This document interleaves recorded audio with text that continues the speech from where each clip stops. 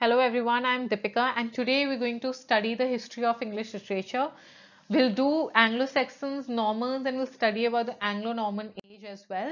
So शुरुआत करते हैं about Anglo-Saxon. वो कौन थे, कहाँ से आए थे, उनके religion क्या था, वो किस language में बात करते थे.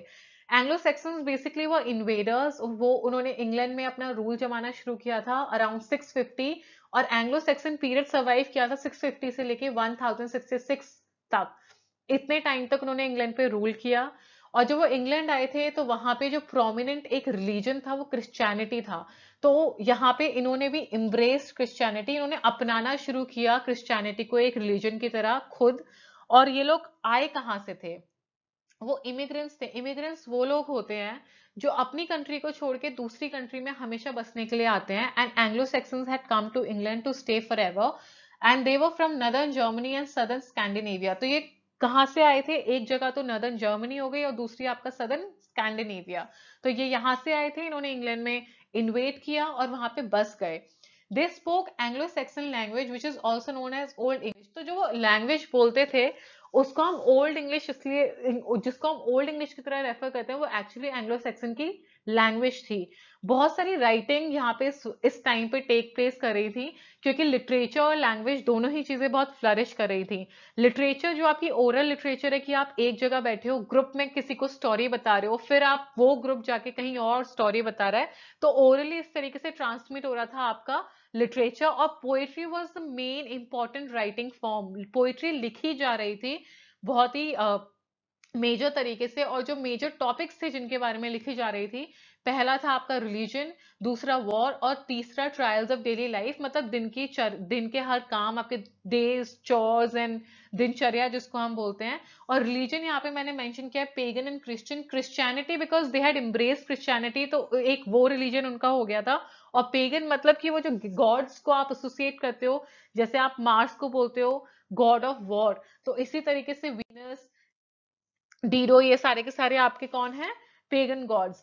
Now Beowulf is one of the most important and old surviving single manuscript by damaged by fire.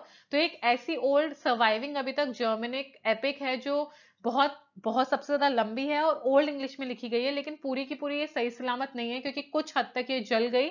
It was kept in London और वहां पे आग लगी तो ये काफी कुछ हद तक जल गई.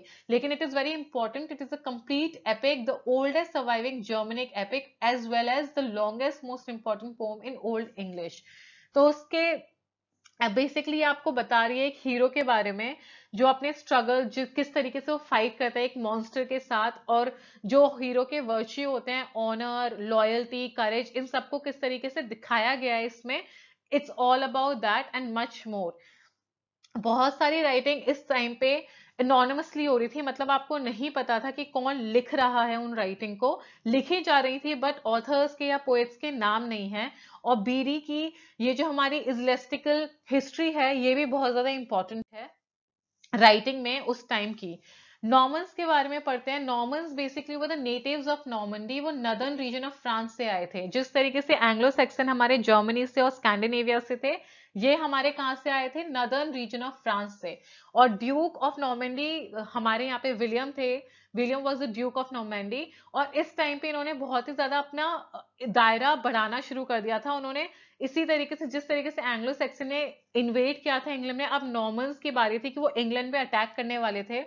In the battle of Hastings 1066 Normans attacked England and killed the Anglo-Saxon king Harold Hardrada. So he was killed and that's how Normans came in rule. So they conquered England. अब किसका रूल था? Normans का rule था. So many things changed as Normans came to England. अब हम पढ़ेंगे Anglo Norman period के बाद, जो कि हमारा 1066 से लेके 1350 तक है. The term Anglo-Norman is generally used to describe the period of English history from the Norman conquest to the middle of 14th century, just the way it's written here. The Norman conquest brought to power a French-speaking ruling class, and due to this, French became the language of law. जो क्योंकि हमारे जो Normans थे, they came from northern region of France, तो उनकी जो native language थी वो थी फ्रेंच। तो अब जो भी रूलिंग क्लास थी, रूलिंग क्लास हमारी कौन सी? नॉर्मन्स जीत के आए थे, तो नॉर्मन्स हमारी रूलिंग क्लास हुई और वो बोलते थे फ्रेंच में, इसीलिए अब French was the main language और इसी लैंग्वेज में सारे के सारे लॉ लिखे जा रहे थे और जितने भी एलीट या फिर जितने भी लोग अच्छी हायर क्लास में थे, रूलिंग क्लास में थे, they were using French as a language. Old English and Anglo Saxon language became confined to lower classes, therefore was called middle English. अब ये lower classes या फिर middle class आप जिसको बोलते हैं उनके पास आ गई थी, लेकिन ruling class यूज करी थी फ्रेंच और आपकी middle class और lower class यूज करी थी आपकी Anglo Saxon language which was old English, और अब उसको रेफर किया जाता था मिडिल इंग्लिश क्योंकि अब वो लोअर क्लास और मिडिल क्लास यूज कर रही थी. Anglo Saxon started to learn and speak Anglo Saxon language old English, लेकिन नॉर्मन्स भी स्टार्ट करने लगे थे एंग्लो सैक्सन बोलना, उस लैंग्वेज को सीखना. और उस प्रोसेस में क्या हुआ? The amalgamation of two introduced a new language called Anglo Norman और मॉडर्न इंग्लिश. जो ये मॉडर्न इंग्लिश है जिसको अब आप चौसर में देखते हैं और जो उसके आगे वाली लिटरेचर में है, ये अमेलगमेशन है एंग्लो सैक्सन और नॉर्मन की जो लैंग्वेज था उसका. इस अमेलगमेशन को, जो इनका दोनों का जुड़ा हुआ मिक्सचर जो है, इसको हम बोलते हैं modern English. English becomes more comprehensible. इस टाइम के बाद इंग्लिश जो आपकी लैंग्वेज थी वो ज्यादा कॉम्प्रिहेंसिबल, ज्यादा अंडरस्टैंडेबल, समझने में आसान हो गई थी. अब हम कुछ राइटिंग देखेंगे जो कि हमारे एंग्लो सैक्सन पीरियड में लिखी गई है. First is Geoffrey Gaimar, the first Anglo Norman historiographer. मतलब जो हिस्टोरियोग्राफर क्या होते हैं? क्रॉनिकलर, जो आपके लिखते हैं हिस्ट्री के बारे में, पूरी जो जनरेशन हैं पहले की उससे उसके बारे में. So it is believe to be a translation of Anglo Saxon chronicle. ये जो आपकी हिस्ट्री ऑफ पीपल है, जो एंग्लो सैक्सन क्रॉनिकल, मतलब एंग्लो सैक्सन जो लोग थे उनका इन्होंने ट्रांसलेशन किया था उनके लाइफ्स के बारे में, और इसे बोलते हैं history of English people. Next is the owl and the Nightingale. हमको इनके राइटर्स या ऑथर्स के या पोएट्स के बारे में नहीं पता है. They are anonymously written. We are just going to go through them ताकि आपको स्टोरीज का आइडिया हो और आपको पता हो ये एंग्लो नॉर्मन टाइम पर लिखी गई थी. It's a medieval English allegorical poem. It takes the form of spirited dispute between two birds on the subject of relative beauty and merit of their songs. मतलब कि दो birds हैं, एक Nightingale है और एक आउल है, दोनों के दोनों डिबेट कर रहे हैं कि मेरा सॉन्ग अच्छा है कि मेरा सॉन्ग अच्छा है. मतलब दे बोथ वांट कि उनका सॉन्ग ज्यादा बेहतर हो. तो इस पूरे के पूरे टॉपिक पे ये डिबेट चलती है and it is known as a debate poem. It is written in octosyllable couplets. तो ये लिखी किसमें गई है? आपके ऑक्टोसिलेबल कपलेट्स में. The knight of the cart.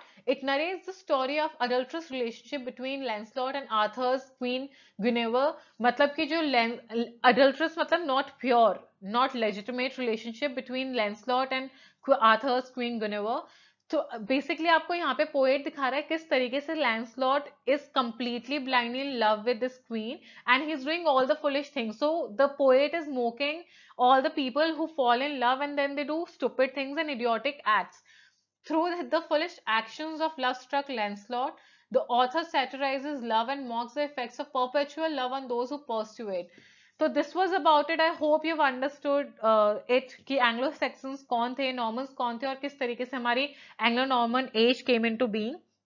So this was a short brief summary of it. I hope you liked it and understood the video and the content. If you did, kindly like my video, share it with your friends and subscribe to my channel. Hit the bell icon if you want to see more of such videos. Much love. I'll see you soon with my new video.